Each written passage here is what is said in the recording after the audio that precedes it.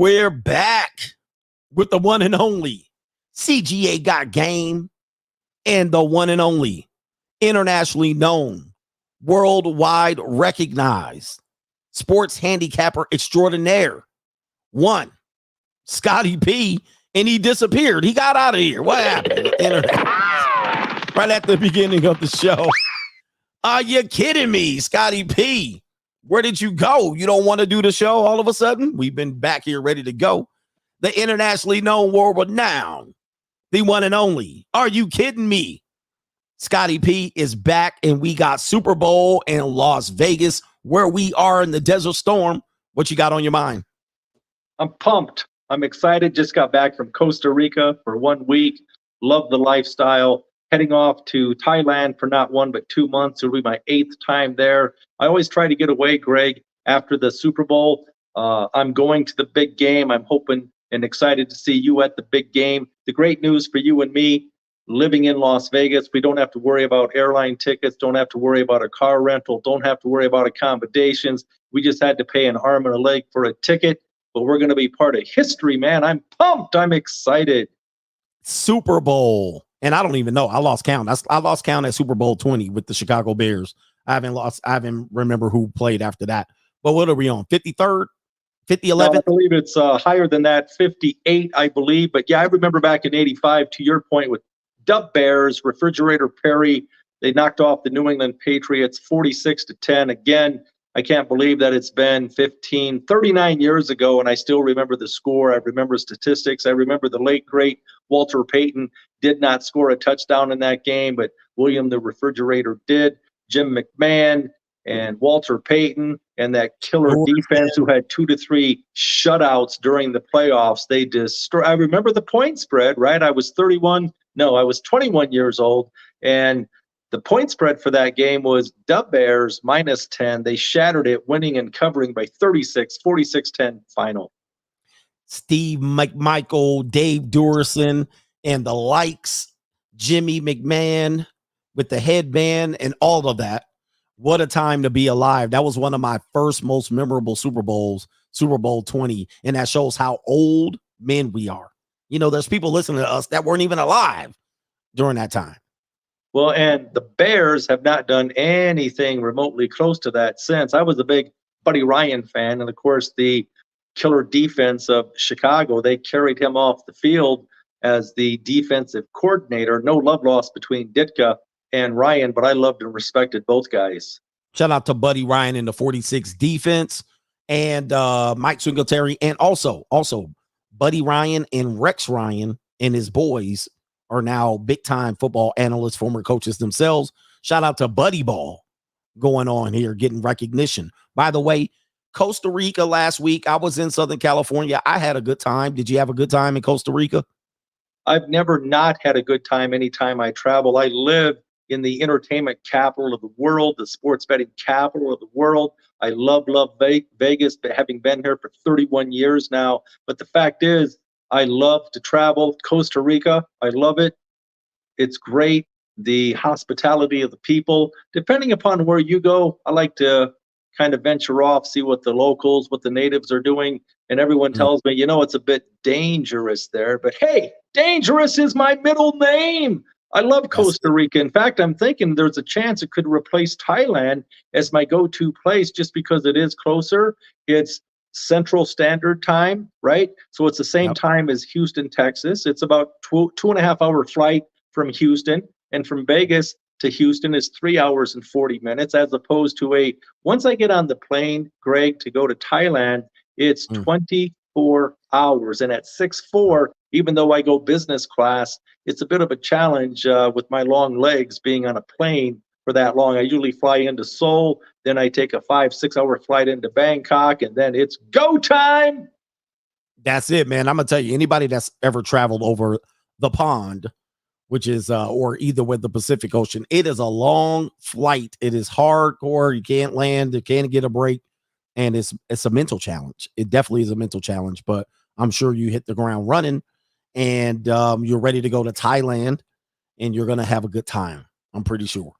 Well, that's another point I want to bring up, Greg, to our viewers, is the fact that The visa requirements in Costa Rica, Central America, are much more favorable for me and you as Americans because they just changed it. It used to be a 3-month visa. It's easy to go there, but it's hard for the natives to come here to the US. So we want to take full advantage of that with that blue passport. It's very, very desirable. The United States of America blue passport. It used to be 3 months in Costa Rica. Of course, you can do a visa run in Panama or Honduras or anywhere and come back. You're good for another 3 months. But now, my friend, they've extended that to 6 months. Number one. Conversely, when I go to Thailand, it's a 30-day visa.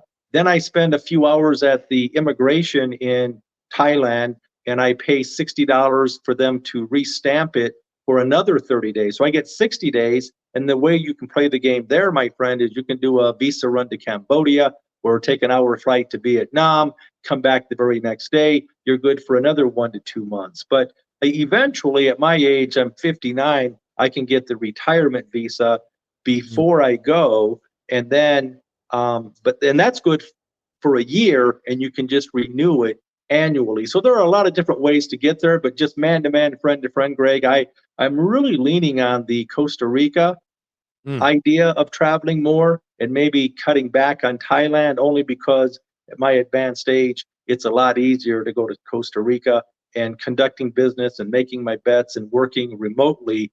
It's a lot less of a hassle. It's not much of a hassle in Thailand, and I get over it fairly quickly with the food and the hospitality. And in Costa Rica, I think it's your term, the margaritas and senoritas. I'm in, sign me up. Oh, wait, I'm engaged to be married. Never mind. Disregard. I don't think she watches the show, so I think we're okay. Don't let her know, man. I'm gonna ask you which one's the better ones, the senoritas or the linglings? Which one you have? Well, used to. I'm gonna say used to when you were before you were engaged. Thanks for clarifying. And it's a tight race.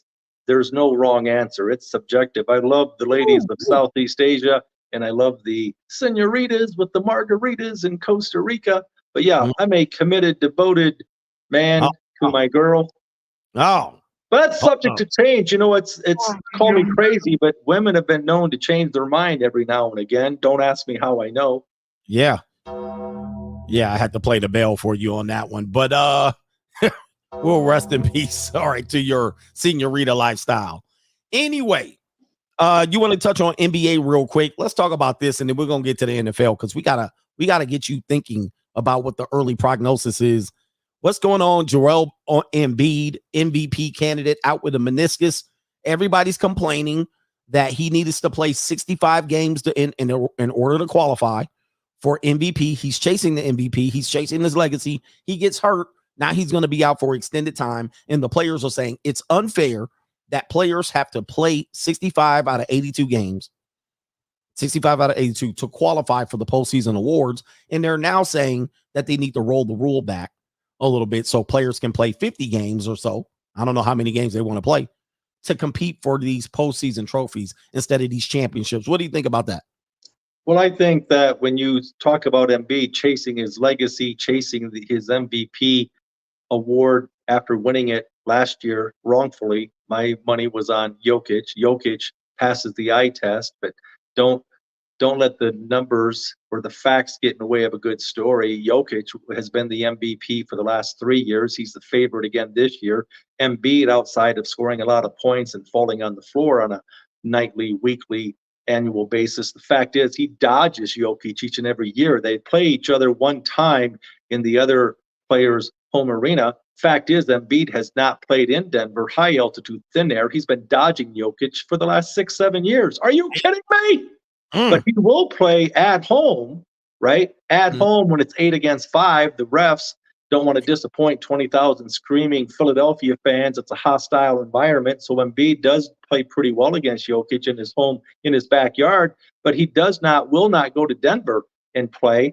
And so at least in this case, it was legit. Other times it's been he wants to rest. He has a stomach flu. How convenient is that? You didn't have the stomach flu when you were playing a hapless team, but now you're playing Jokic and the Nuggets. So, I mean, I don't want to be too hard on the guy, but again, I don't have any respect for a grown man who cries. And Kawhi Leonard, a man amongst boys, He made a grown man cry in the Eastern Conference Finals against the. It was awesome, man. It was And he against, it was was, Toronto versus well, Philly, crying. and you saw the elephant tears with Embiid. That just That was not crying. Kawhi. That was What's that? sobbing. That was not crying. That was sobbing like a damn grown ass baby. I mean, that was unbelievable. I've never seen a man do that on a basketball court. He was just blibbering idiot at that point. So to your point, and I'm glad you mentioned that because I'm not a big fan of Embiid. He's a professional flopper. He's constantly falling to the floor, All constantly whining to the refs. And I don't like the Karl Malone effect. Back in 97, Karl Malone was proactively soliciting the media to vote for him. He was campaigning like he's running for office. Michael Jordan was hands down the MVP, but Jordan was a gentleman and he basically deferred and said, yeah, go ahead and give it to him. And the media did. In the same way with Embiid, Jokic couldn't care less about the award, and that's why he wins it. The numbers speak for themselves. People lie, numbers don't. But Embiid, 2 years ago, whining, what else do I have to do to win the award? It's like, dude, grab a few more rebounds, grab a few more, or dish out a few more assists. The one thing that he does well, he gets a lot of points, but he shoots 88% from the free throw line, and he's always baiting the refs and always falling to the floor, getting the call, especially at home. I don't want to take anything away from Embiid because the fact is he's a very, very, very good basketball player. I have a problem with him crying like a little baby, number one, and I have a problem with him soliciting, campaigning for the award. Let well, your numbers in your game speak for itself. well, the thing about the MVP award at this particular point, it's boils down to, well, who didn't get it and who deserved it. And if we really wanted to be honest, Kobe Bryant only got one MVP and he deserved many more. Michael Jordan, what did he get? 4? He'd probably deserve 7. I mean, there's chances where a player didn't get it and they said, well, since this person gets it all the time, this person should get it. And I think that's what happened to Embiid. They felt bad for giving it to Jokic that many times. And so they said, we'll give it to you this time. Now he's trying to play for another one. I mean, listen, it is what it is. You go ahead, suck it up. You're not good enough to win it this year. It's going to go to someone else. Let someone else get a chance. See, I agree with that. And I want to go back to your original point. As I mean, there's perceived and real bias if you've won it 2-3 years in a row, not Right. to give it to the same guy. Okay. It's the NBA, it's not the Jokic association. So I'll give you that.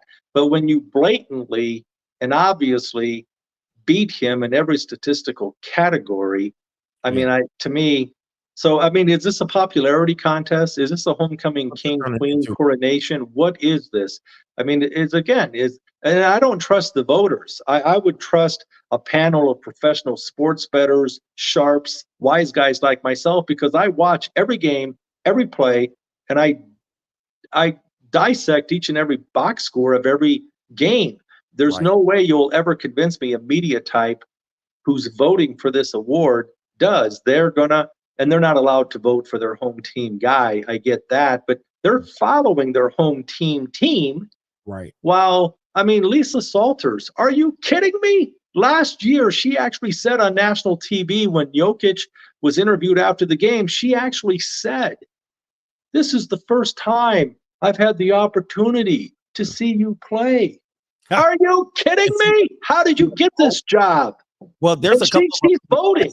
well, there's a couple of other people. I can't remember who it was that said they had somebody at third or somebody not even on the ballot. I can't remember, Chris Broussard or somebody didn't even have one of the top guys, Jokic, on the ballot. I mean, come on, man. I mean, just the same as the Hall of Fame with the media voting the players in. It's all kind of, they're getting cahoots with each other and they prevent other people from getting into it.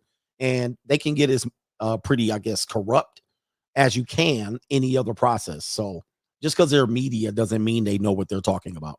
I'm glad, so glad that you referenced that. And I do remember who that clown was. And I'm going to tell you who he was because I've been doing so many reports on this.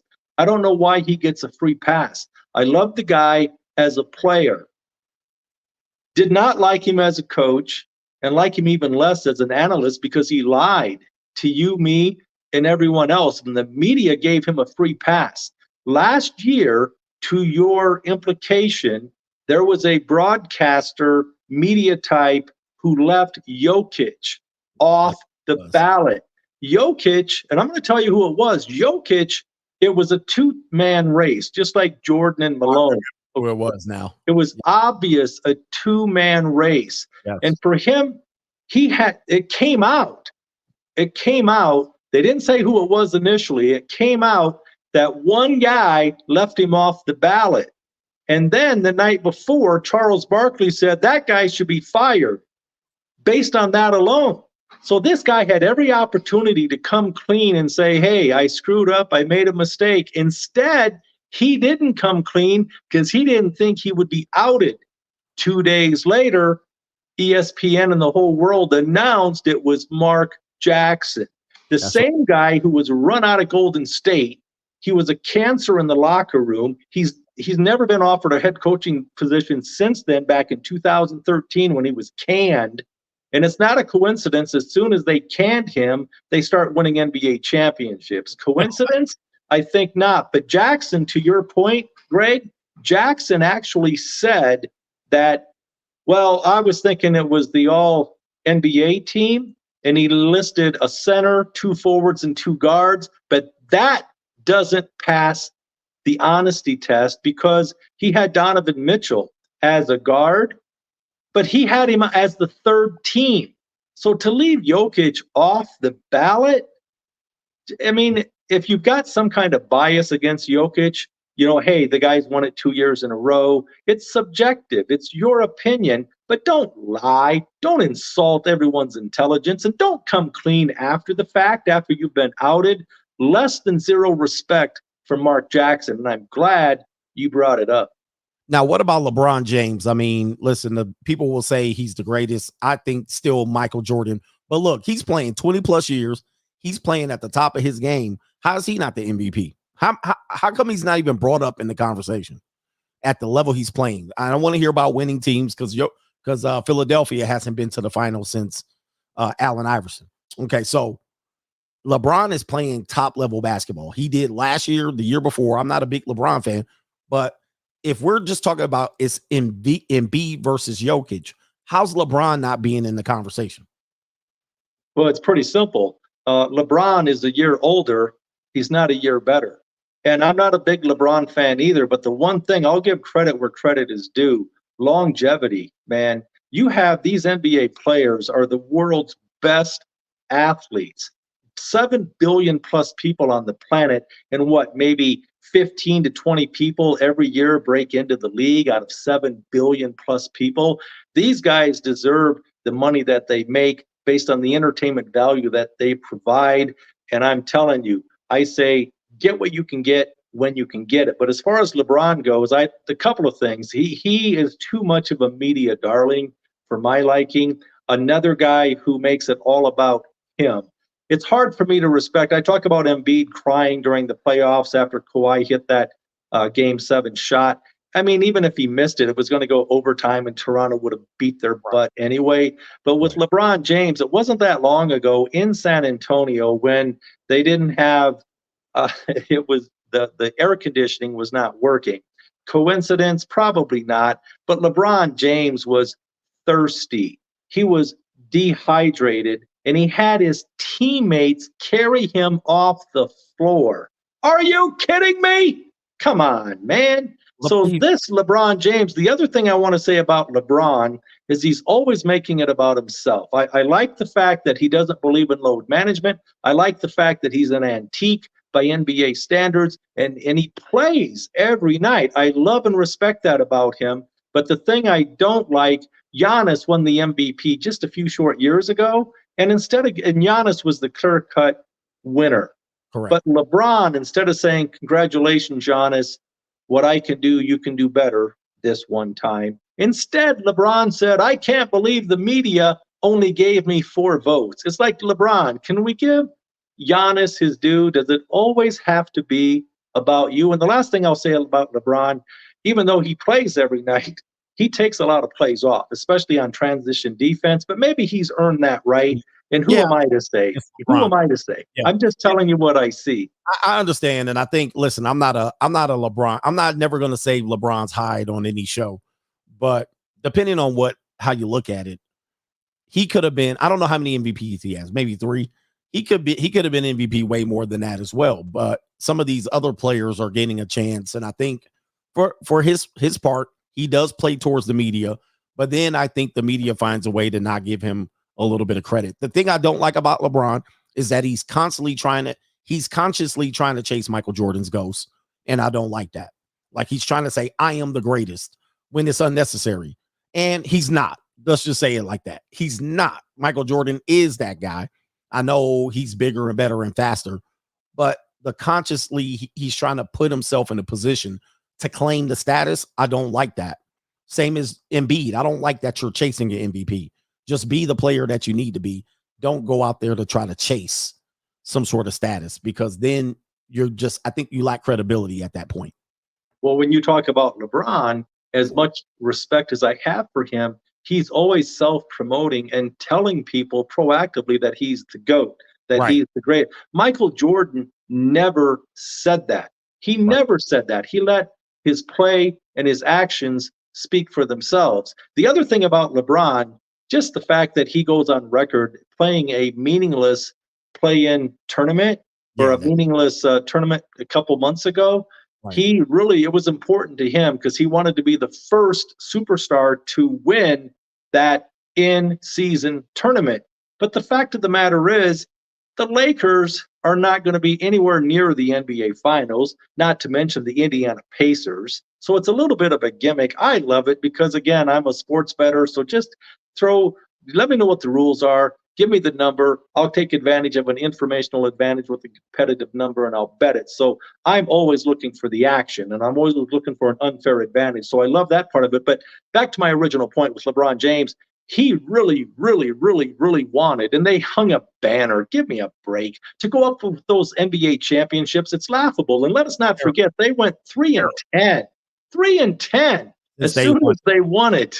Terrible. I mean, it's terrible for the legacy. I know there's a lot of young players. My son thinks LeBron is the GOAT. And I say, you didn't get a chance to see Michael Jordan in clutch. You didn't get to see Kobe in clutch. And that's what makes the players. LeBron, he passes at people's ankles. He blows layups under the rim, going to the basket on an elimination game. For God's sake, I cannot put you as the greatest of all time when you cannot show up in clutch moments. Let me go past that and go Clippers. You said the Clippers are for real. They're one game out of the best record in the Western Conference, but they got the young T-Wolves and the young OKC Thunder holding on for dear life before the All-Star break. You still got your money or your mouth on the Clippers? Oh, absolutely, man. Come on. I've got the Clippers late November, early December, when Ty Lue made one adjustment, and I'm not a coach, but again, anyone could see that you don't have Russ starting at the point. I love Russell Westbrook. I love his passion for the game. I love the fact that LeBron James and the Lakers did him wrong. So he goes down the hallway, joins their enemy in the LA Clippers, and he's world class and kicking ass. So I'm happy for Russ Westbrook. But the fact is, Harden is the starting point guard. He's a ball dominant facilitator. He can score, he can pass, he knocks down free throws. And this team is only going to get better. The fact is, they're 22-3 in their last 25 games with Kawhi Leonard. But back to a sports betting standpoint, on all my social media, my followers know I've been singing a song about the Clippers. I said, you go against them, TFN. And they went 0-6. But once they made that one adjustment, I said, now, boys and girls, you step up. You back up the truck and you unload on the Clippers, TFN, till further notice. I've been riding this wave the last 25 games, 22-3 in their last 25. And since December 1st, Greg, out of 30 teams in the NBA, the best home record in basketball, 14-1, belongs to your LA Clippers. And conversely, the number one defense, or the best road team in all of basketball since December 1st, 11 wins, 4 losses, your LA Clippers. They're still getting acclimated, looking good, feeling good. They're within a game of the top spot in the West. And I'm not concerned. I mean, I respect OKC. I respect Minnesota. But the fact is, they're not proven. They haven't been there. Clippers not that far removed from the Western Conference Finals before Kawhi went down. It's a two-team race, in my objective professional sports betting opinion. It's the Clippers and it's the Nuggets. But if the Clippers have home court, they're 19-4 at home. I go to the arena. I try to double dip. I'll watch the Clippers play. I mean, the Lakers, you keep talking about the Lakers, but they're not even the best team in LA. Wow. Okay. All right. I got that one right there. So Clippers, Nuggets in the West, Celtics, and anybody else on the East before we go back to some NBA stuff? Yeah, the Boston Celtics are definitely the class of the Eastern Conference. And I, again, from the get-go, I said it was a terrible trade for the Bucks. And I blame Giannis. Giannis should stay in his lane. You know, you don't see me betting golf and NASCAR. I bet college and pro football, college and pro basketball, Major League Baseball, WNBA totals. I do what I do, and I do it at the highest level. Giannis, stick to playing basketball. He really promoted this trade to pick up Dame. And while I really like Lillard, he doesn't play defense. Holiday, the guy they gave up, is a better three-point shooter, a better team player, a way better defender, and a way better fit. Fact is, the Bucks didn't win squat until Holiday got there, and they're not going to win squat since he's gone. And they gave up way too much. And you're seeing this. And now, to add insult to injury, they bring in Doc Rivers. Are you kidding me? So this team is a complete fraud. So it's the Celtics, but I'm telling you, two teams, a team that actually has a good coach. I talk about Doc Rivers being overrated, overhyped, and 2 decades of coaching to prove it. But Nick Nurse, that guy can coach. And you're seeing it with the Philadelphia 76ers, even with them beat out, they're right there. But the team that I think is a sleeper, 2 teams in the East. I'm glad you mentioned this, Coach. I mean, I never know. We never know what we're going to talk about. And that's because we don't know what we're going to talk about. But the fact is, when I look at the Eastern Conference right now, the Cleveland Cavaliers, as long as Garland can come back and be 100%, they've got 2 studs that are rim protectors. They've got Donovan Mitchell that's been there. They've been acclimated now. I like LeVert. I like the 2 bigs on the inside. And then there's another team. I'm telling you, this is exciting. I'm glad we're talking about this. The New York Knickerbockers. Since they did that trade, Anunoby's a stud defender, and they're really playing good ball right now. Yeah, they lost to the Lakers the other night, but yeah, you know that happens. They lost to the Lakers at home 2 nights ago. I think or it was last night, but the Knicks, I can never ride with the Knicks, but I'll believe it when I see it. They went to the second round last year, maybe, but just maybe they'll get to the Eastern Conference final, and I think the Bucks will probably get knocked out maybe in the first round like they did the previous year. Who knows? Best teams in this against the spread, NBA. Then we'll get to NFL. What teams are the good teams to cover? Who covers? Who never covers?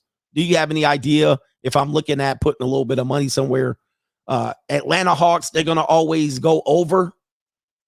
Take the Hawks in the over. What do you got, man? Let me know. As far as over-unders goes, the Indiana Pacers are a dead over team. They try to shoot the ball. I always look at pace, always look at shot attempts. You're going to make some shots, you're going to miss some shots. But I like, if I'm betting overs, I look for trends as, do I get to the free throw line? Because it's great to score 3 points. The clock's not moving, and NBA players should be hitting 80+% from the free throw line. So I look at, do you get fouled? 76ers, especially at home, you know, especially with Harden in the past and with Embiid, they would just get a slew of points. And why? Popovich was the one coach who had a clue. You don't foul Durant. You don't foul Harden. You don't foul Embiid, a big guy. The guy shoots almost 90% from the free throw line. And if I'm going to foul him, I'm taking him out. You know, I'm going to earn it. I'm not going to be called for any touch fouls, because a lot of times you just look at Embiid and he falls down and they call it. So it's like, I'm not going to get cheated. But the Pacers are a dead over team. As far as point spread teams, I've been riding this team for 3 consecutive years. They've been in the top 3 ATS against the spread the last 3 years. But this year, my friend, is the first time they actually have a really good team, and they should be. They should have a good team. They've been stockpiling draft picks for the last 7 years. The OKC Thunder, far and above the #1 ATS team in basketball. But when you say to me, Greg, hey, I want to know this because I want to know moving forward who I should bet. Well, that's why they call it gambling. Oftentimes the odds makers will shade it. They know what I know, but it's a matter of, It's a 3-hour contract, nothing more, nothing less. And sometimes they overreact and they shade it too much one way or the other. I'm all about value. Points mean more than opinion. So you always have to be a chameleon. You have to be flexible, and you ultimately have to see it before it happens. As far as moving forward, like the LA Clippers, for instance, there's something said in Wall Street when it comes to picking stocks: be right and sit tight. And that's how I feel about the Clippers. As far as, are they going to win by double digits? Are they going to cover the point spread? Jimmy crack corn, and I don't care, because I have 17-1 return on my money, which puts me in a very favorable equity position when today they are plus 250. I was just at Station Sportsbook yesterday. No, I take it back. I was at Station Sportsbook, but I was also at Resorts World, an independent sportsbook. And I know I'm not going to get a bargain there, but I asked, as because I'm there, hey, what are the Clippers to win the West? They're 5-2, which is plus 250. So if they're plus 5-2, other places have them at under 3-1, and I'm getting 17-1. It gives me a lot of maneuverability, a lot of flexibility, and I'm telling you that this team, this Clipper team, I respect a lot of teams in the West, but to me, it's the Clippers, Denver. Outside shot team might be Phoenix come playoff time because of their big four. I'm not sold on their bench. And the fact is, it's really tough to go on the road as a 4, 5, 6 seed. You have to win 2 to 3 road series before you even get to the finals, and you're on the road there. But I love the Clippers. I'm going to keep talking about the Clippers. Their bench is deep. Zubats came back for the first time last night. They've got 3 starting centers. Talk about a deep, talented team. They've got 2 Six-Man of the Year finalists in Powell and Russell Westbrook. And Harden continues to get into game shape, continues to facilitate. These 4 Hall of Famers have a chip on their shoulder, much like me. I resonate. I relate. They've been hearing it. They've been the abused, redheaded stepchild of the Lakers for so many years. That's why they own the Lakers. I think they've beaten them 12 out of the last 15 times they played, and they'll beat their tail again the next time they play. So I'm excited for the Clippers. And if you hadn't picked up on that. I have picked up on it, and they might open up their new arena, the star-studded arena, with a championship banner. That's the way to open up an arena down in Inglewood. Let me get a couple super chats. JC says, I've never seen a man die until I seen a man cry. And Jeff, the producer, shout out to you. And tell us where you're going to be on radio, TV. Give me a background, because I know people hear you and they're like, who is this guy? Let us know. You're one of the biggest Vegas handicappers here. You're internationally known. You're well known. People don't realize that I got a celebrity here on this show. The co-host is a celebrity. All right. You're known. You've been known here for 30 years. Vegas Insider. You have your own site, pritchardspicks.com, and you are always on television. Anytime I talk to you, you're like, I got to be on the radio. I got a TV show. I'm like, man, look, man, we got a show to do over here. All right, come on, man. We got a business to run over here, and you're over there on a TV show in Boston one week. Then you're on Iowa radio. Tell us where you're going to be here coming up on the radio and TV. First of all, I appreciate the kind words, Greg, and in defense of your comment, I'm very limited on my availability for radio and TV. And more times than not, directors get annoyed with me because I just say no. I keep the main thing the main thing. I bet my games. I have my own sports betting information site. It's pritchardspicks.com. You can sign up for free daily picks. Oftentimes, the people that do that parlay into the paid picks. I've been featured on vegasinsider.com as a senior guy there for the past 20-some years, and they're constantly hiring and firing. It's really hard because the plays are time-stamped and documented. It's a very honorable site. I'm featured on Action Sports Betting Network, but respectfully, the best picks are paid picks at Pritchard's Picks. And to your point, most recently, I was just on Boston radio, sports betting radio station in Boston for 30 minutes talking Super Bowl, talking sports betting, talking handicapping. And then Saturday night on TV, YouTube TV, VSiN, the 24-hour sports betting information network. I've been on there 22 times since September. I was featured in the World Championship of Sports Betting by invite only versus the point spread. The entire year going head to head with 16 of the world's best. I was in first, second, third place, and then I finished in third place, a half game out of second. I will be competing for that green jacket, cash, and a trophy again next year. You're asked back if you finish in the top 5. But I want to give a shout out to you.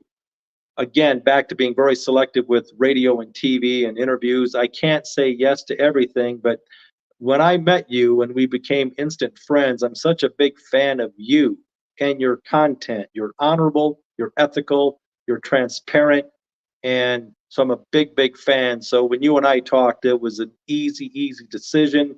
And based on the feedback we're getting from the viewers, it's a two-headed show. And I love being a part of the gang. And I'm excited to be on your show on a weekly basis. All right, good. And people are asking what your percentage is. I'm telling you, you can look it up, and I can attest that the percentages are good. They're not 100%. It's gambling for a reason.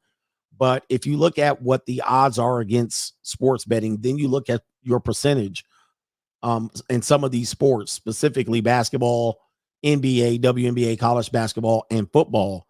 There's not many people that can compete. But you better be wise when you're dealing with this. The percentages are there. You can actually look it up. But I'm pretty sure Scott is a numbers guy. He can tell you what the percentages are. Well, I'm glad. And again, we encourage feedback, good, bad, or otherwise. So it's a fair question. And the key here is being in the World Championship. It's not about contests. It's about sticking it to your local bookmaker at the corner bar on Main Street in your hometown, or betting at any one of the 38 sports books. Now, across 38 states out of the 50 have legalized sports betting. So it's about beating the number, beating the man, beating the odds makers. It's you against them. It's not. But as far as contests against the point spread, the Golden Nugget Ultimate Challenge, I did that this year. 154 sports bettors going head to head for some real cash. The prize pool was 160,000. I finished 6th out of 154. The Westgate Superbook contest, in the past, I'd entered that. They gave cash back to the top 20. I finished in the top 10 2 of the 3 years I did it, hitting right at 60% for the season. Vegas Insider, 2 seasons ago, 66% winners, #1 across the board on the site. This year on my site, pritchardspicks.com, the break-even point is 52.4%. Me, I only have to hit about 48% winners because I'm always getting the best of it because I have many outs.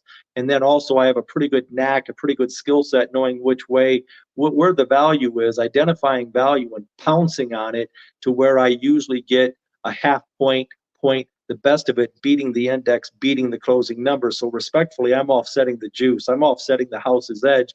But for my players that sign up for the free picks and ultimately the paid picks, I can tell you this season, and I have countless followers that got dialed in with me for the course of the regular season.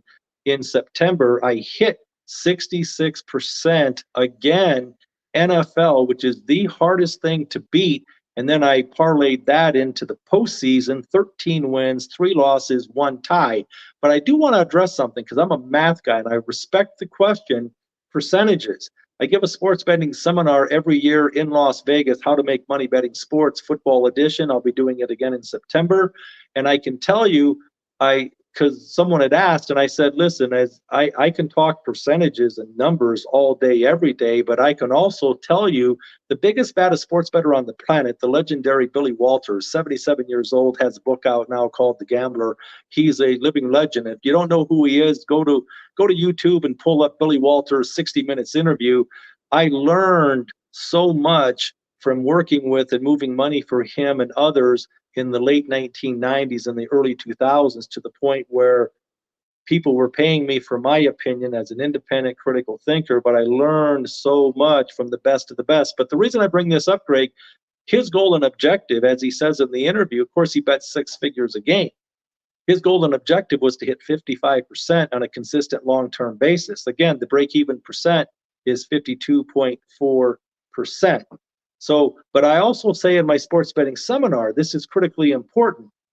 You could be a 60% winner and I could be a 55% winner, and I'm going to make a lot more money, hypothetically. And the reason is if you make 10 bets and you win 6 of them, you're a 60% handicapper. You're 6-4. Congratulations. Well, we already said if I'm hitting 55% for one season, and I've been fortunate to blow that out of the water the past few years, but let's just be conservative and say I hit 55%. You're thinking at 60%, you're world class and kicking ass, and you are long term if you're dealing with heavy volume. But if I make 100 bets and I win 55 of those, betting 1,000 a game, 1,100 to win 1,000, well, I just won $55,000, but I lost 45,000 minus the juice, 4,500. That's 49,500. You take that away from the 55,000, I netted $5,500. You or a listener hitting 60%, 6 wins, 4 losses, you win 1,000. That's 6,000 minus 4,000 times 10%,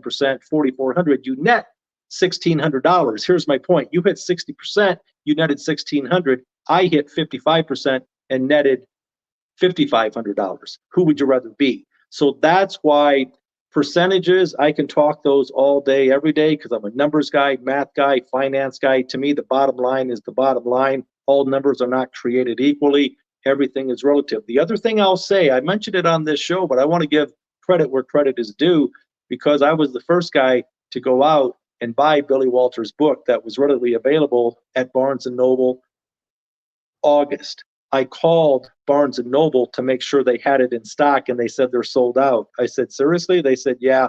And so I had to go on a waiting list, but I went and bought the book, and I went to the 2 advanced chapters. And the great news is 80 to 90% of what he said, I lived it, I experienced it. But one thing that stuck and resonated, and I want your viewers to get this, the information that you and I are sharing, by the way, is rock solid content, and it can make you a lot of money. And ultimately, it can save you a lot of money. But one of the things that Walter said, if you can get a half point, if you can grind, scalp, steal a half point per game, the best of it, there are 272 NFL football games every year. If you can just get a half point, the best of it, that's 136 free points. A half point edge may not seem like much, but believe me, as a professional, it's everything. You have to do something to offset the house's edge, the vig, the juice, the tax.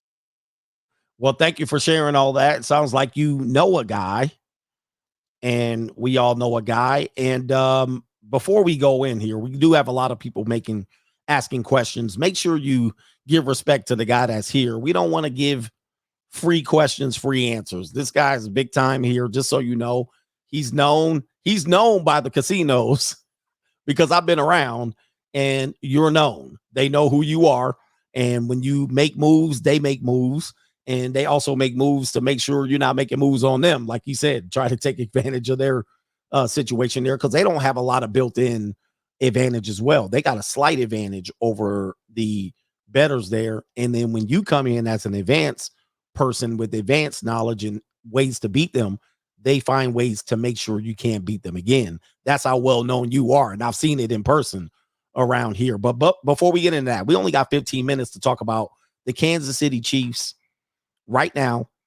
They are about to play. They're causing all kind of havoc around here. Traffic on the exit ramp going into Allegiant Stadium. I got bumped all around the city. They're causing all kind of disruptions with the 2 teams here. A lot of people are coming in to travel. It's raining here, but we're going to be at the game. We're indoors. We're going to have some fun. Patrick Mahomes Sr. gets arrested for a DUI. Does this distract the great one, Patrick Mahomes, from beating the 49ers? Or does Brock Purdy, the 10th best player on offense, according to, I can't remember who said that. There was a guy that said he's the 10th. I think it was Cam Newton. Cam Newton says Brock Purdy's the 10th best player on the 49ers. Can Brock Purdy upset one of the greatest to ever do it, Patrick Mahomes, 4 Super Bowl appearances? Can he beat him? First of all, I couldn't care less what Cam Newton has to say. He's been out of the league for how long? But yet he has to involve himself into having an opinion on Brock Purdy being the 10th best player on the team. If that's true, and it's not, it just tells you how stacked, how good this Niner team is. What do you have against Brock Purdy? The guy's a great feel-good story. He was Mr. Irrelevant, Iowa State University, Ames, Iowa. He was nothing more than an afterthought, and yet he came out of nowhere and kicked everyone's butt a year ago, and now has led this team to the Super Bowl. Yeah, they've got a good coach. Yeah, they've got talent at the skilled positions. Yeah, I love their defense, but I don't want to hear anyone dogging Brock Purdy. And Mahomes, no one's more proven than this guy over the past few years. So the fact is, I'm big on analyzing. I'm big on sharing information, and some of the information's free. Some of it ultimately you have to pay for. I really feel strongly, Greg, that the value in betting the Super Bowl, I understand it's a marquee matchup. I understand these two teams are the only two teams left standing out of a field of 32, banging heads, the world's best athletes going at it head to head. And this is what we have. I'm so excited for you. I'm so excited for me to go to the big game. It'll be my sixth Super Bowl. So it's going to be an absolute blast. But let's talk sports betting, and let's talk about how are you going to see the cashier. And my strong opinion is the sports books odds makers, by the time this game kicks off, Greg, it will be a 2-week window. So there are no secrets. So the Circa, the world's largest and the largest and the best sports book in the world, will let you bet $200,000 on this one game, one time. Yet preseason football, you're limited. So respectfully, as a value sports bettor, I would rather bet the Jacksonville Jaguars taking on the Chicago Bears in August, where I've got first teamers against third teamers. I got one team trying to win. I've got a quarterback controversy. I've got a coach who's trying to win and another coach that isn't. And then you can look no farther than the Baltimore Ravens for 6-7 years. They went on a 24-game winning streak in preseason because they were trying to proactively win the game. So you want to ride that wave. There are opportunities. What I'm saying is there are easier things to beat than betting the side total money line for the Super Bowl. I do have an opinion, and I'll share it on Friday's show for the big game. It's already posted on my site as far as who I think is going to win and or cover for this game. But back to my original point, Greg, in fairness to you and the viewers out there, there are 500 ways to bet this game per props. And I'm going to give you one example. You can have the best bet in the world, but they still call it gambling. As an example, 1998, I can't believe I still remember this. I'm a freak. Anyone who knows me calls me Rain Man because I'm a freak with numbers and retaining information. At least I hope that's why they call me Rain Man and not for other reasons. But the fact is, 1998, the Packers are playing the Denver Broncos. The Packers are favored by 7. And I had the values in the props because you can spot your picks, pick your spots, over 500 different ways to bet this game. And I generally pinpoint 3 to 5 value plays on props every Super Bowl. But I want to back up because 1998, Packers, Broncos, Green Bay, 7-point favorite. I told everybody with 2 weeks before the game, and I had a real sphere of influence of wise guys, sharps, professional sports bettors as a critical thinker, and they would look to me and pay me handsomely to teach, train, and explain who do I like and why. I would hammer it, and I bet it for 2 weeks, as did they. Terrell Davis over Red Rover, 73 rushing yards. I bet it. They kept moving the number. I kept betting it. They kept moving the number. I'd still be betting it. But the game kicked off after 2 weeks. But me and cronies and everyone in the world that would listen bet the over. It closed 83.5 yards. And you and I know sports books do not want to move the number for fear of getting middled. Down the middle solves the riddle. That's where you win both sides, and sports books hate you. And you've been with me. You've seen where I'm limited, harassed. 30% of my bets are flat out rejected. Most places will take my action, but all bets have to be approved. And 90% of the time, I'm just flat out limited. But I'll take what you give me. I'm kind of like the quarterback in a prevent defense. But back to my point. So Terrell Davis over 73 yards, bet up to 83.5 by kickoff. Well, first quarter, if I remember right, he had like 67 yards. I mean, I'm on pace for 270 odd yards for the game, and I only have to get another 7 yards to win. Well, they come back in the second quarter from a commercial break, and the offense is out there, but I don't see Terrell Davis. Well, he got kicked in the head late in the first quarter, and they show him on the sidelines, and he's squinting and looking dazed and confused. And they said, well, he has a migraine, and he may or may not come back. Well, he didn't come back the entire second quarter. And I'm thinking, are you kidding me? This is not good. Now, after halftime, they come out, and of course, the sideline reporter and the broadcasters are talking about everything, none of which I care, as far as what your favorite song is, what's your favorite color. Let's talk about the halftime entertainment. Let's talk about, hey, what's up with Davis? You know, there's a game to be played here. Is he in? Is he out? Am I going to cash my ticket? Am I going to see the cashier? They said finally that Davis is going to give it a go, but they don't know. A migraine is not good. Well, he came out and he ended up with 3 touchdowns, 157 yards, was the game MVP, and he did it in 3 quarters. So the good news is spot your picks, pick your spots, be selective, find value. But even then, a guy gets kicked in the head, has a migraine, he may or may not come back. That's why they call it gambling, but it was a nice prop winner. And I've been seeing the cashier year in, year out. You're not going to win every prop bet, but during the playoffs, those that have been with me at the sports book, 14-2. It's next to impossible to duplicate that, and that's on -110. Receiving yards, passing yards, over under on touchdown passes. That's where the value is, and most wise guys and sharps like myself bet props at this late date as opposed to the game itself. I do have a small opinion on the game. It's posted on my site. I'm going to share it with your viewers because I love, respect you and the show. Later on, but any props right now that you can think of that you might know off the top of your head? You got a prop, maybe CMC 2 fumbles, maybe Taylor Swift, maybe not Patrick Mahomes, the tight end proposes to Taylor Swift at the end of the game on a W if they get a win. What's the over under that the guy, what's his name? I can't even, Travis Kelce proposes to Taylor Swift in the end zone or at the 50-yard line after a win. What's the over-under on that? Well, Jimmy crack corn, and I don't care. I'm a value guy. But to your point, a few years ago, the late, great Dink, Alan Dinkinson, told me that they had an over-under on how long the national anthem was going to be. And he had an inside contract during rehearsal that the music, the ensemble, and he bet it. But he regretted not to keep betting it because he just thought it was stealing. It was grand larceny.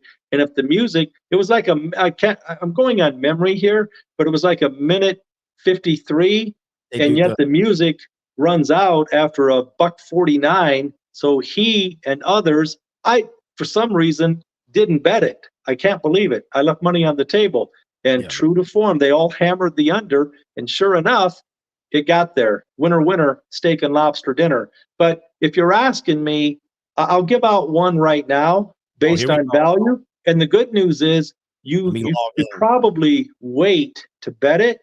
So understand who's betting this game.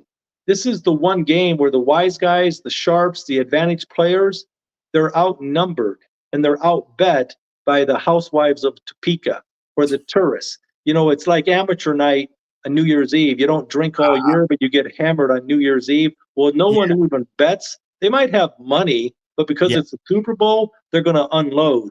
So they'll drive goes overboard on the Super Bowl. Exactly right.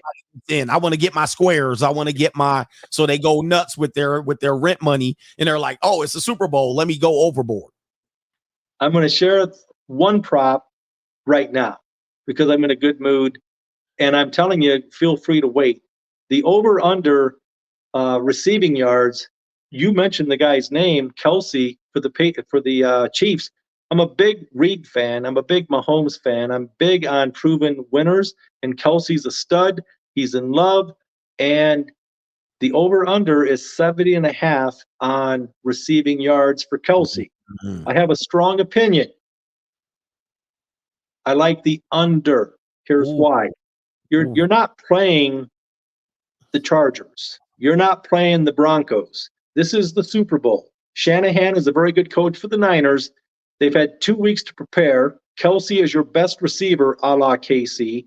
And the Taylor Swift factor, the fact that you're going to have a lot of ladies who love her and they're just going to bet on his man because he's cute and he's their best receiver. And so they're going to bet the over. And I'm pretty sure the odds makers know that they put a high number and it's going to go higher based on Joe Public and perception. But from a professional sports betting, there you go. I see what you did there. Go ahead. I see what you did. Professional. That's why you told us to wait. Because a lot of the handle comes in the last 2 days. Everyone in Vegas and everyone betting, they're all going to bet the over, Red Rover. So I'm going to bet against the move because it's a false move. It's not guys like me.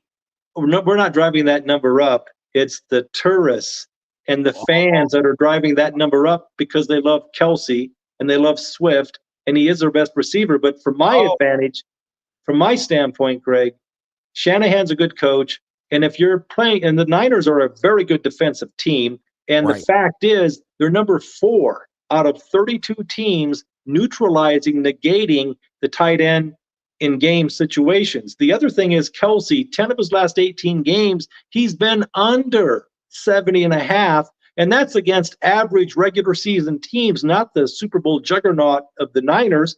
And if you're Shanahan and the Niners, I can tell you, rest assured, they're going to say, listen, we might lose this game, but Kelsey is not going to be, it's not like the guy's a big play guy that he's going to, get 70 yards in one play. He's a dinker and a dunker. He's going to get 2 to 3 yards, run you over, pick up another 2 yards, but they're going to try to take him out of the game. He's still going to get his, but to ask him to get 75 or more yards receiving, the value is on the under, and you can wait because the public will drive it up.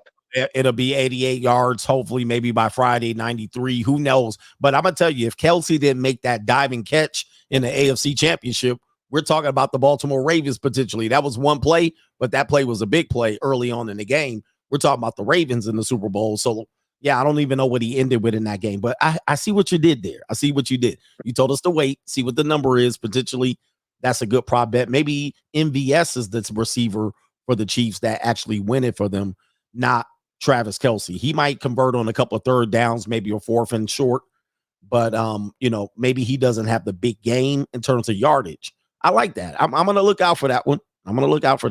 That's an early one for you guys right there, but pritchardspicks.com, you got freebies on there. Not every day. You got freebies so you guys can test them out. The value is definitely in the paid picks, but you can check them out. And you're going to get enticed because you're going to be like, wait a minute, he's giving away this much value. You paid some people's rent on free picks inadvertently, right? And then eventually you got them converted. But pritchardspicks.com, I'll put it in the description box. I said that last week. But that's about it for today. We're not going to give them way too much value. We're going to wait till Friday so we can see who you think is going to be the winner. Chicken dinner. And who's gonna lose? Are you kidding me? I can't steal your catchphrase. We're gonna do all of that, and we're gonna have fun this week because all of the people are gonna be here. We're gonna be in the know, in the mix. Any plans for you other than that? Well, I can tell you, it's a football game. It's a one-game situation. Everyone gets excited about it. But the fact is, between now and Friday and between now and Sunday when the game is, I will have made 50 bets. So to me, not to rain on anyone's parade, it's one game.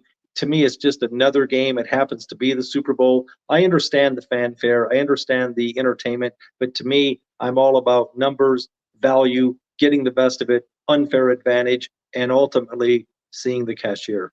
Yeah, you told me that last year at the Super Bowl party. I brought my rent money. I said, I'm about to go ham on these bets. And he was like, it's just one game. Relax. So I had the normie mindset of, it's the Super Bowl. I'm about to throw money, man. We about to win money. He was like, it's just one game. And I was like, oh. Then you gave me WNBA over-unders, and I started killing it in the summer. All right. So I was like, it is just one game. It's just a game, man. So don't lose your mind just because it's Super Bowl. Shout out to Scotty P, the one and only. Shout out to the Coach Gang. I appreciate y'all for being here. And we're going to be back on Friday before with some good insight and picks. Yes. Hit the like button on the way out. And we out of here, brothers. Peace.